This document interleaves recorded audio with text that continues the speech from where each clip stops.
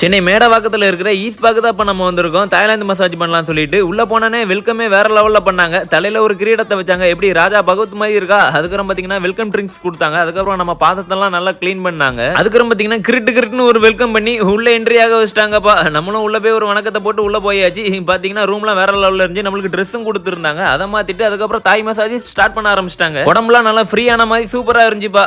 அதுக்கப்புறம் பார்த்தீங்கன்னா oil massage எல்லாம் பண்ண ஆரம்பிச்சிட்டாங்க.